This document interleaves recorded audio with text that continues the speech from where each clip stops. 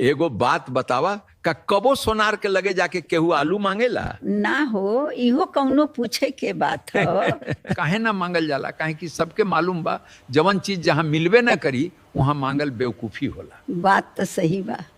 जेकरे भीतर समझ ना बा उसे समझदारी की उम्मीद केहू कैसे रख सकेला? जे खुद स्वार्थ में डूबल बा उसे वफादारी के उम्मीद कैसन बा? आज सबसे बड़ा दुख ई ना बा कि लोग बदल गए, दुख तो ई बा कि लोग गलत आदमी से सही व्यवहार का उम्मीद रख लेला।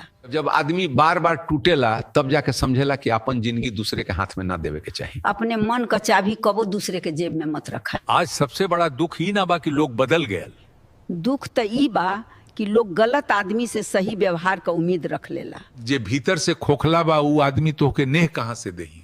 जब उम्मीद टूटेला ना तो आवाज बाहर कम भीतर ज्यादा होला। काहे कि गलत आदमी तो के बस तकलीफ दे सकेला, सुकून ना। प्रकृति का भी बड़ा अजीब नियम हो, पहले मोह देला, फिर धोखा, आखिर में वैराग्य। हर आदमी चाहेला कि दुनिया ओकर तारीफ करे, बाकी खुद के आंख में गिरल आदमी दुनिया के नजर में कैसे टिकल रही? यही से जरूरी बा अपन कीमत खुद समझा। जहां सम्मान ना मिले वहां बार बार जाए के मतलब बा अपने आप के नीचे गिरावल। जौने रिश्ता में इज्जत ना रहे वो रिश्ता धीरे धीरे बोझ बन जाला। बोझ चाहे सोना चांदी का काहे ना हो, ढोवे में तकलीफ तो देवे करी। जिंदगी केहू के पीछे भागे में मत बितावा अगर ओके तोहर कीमत ही ना बा।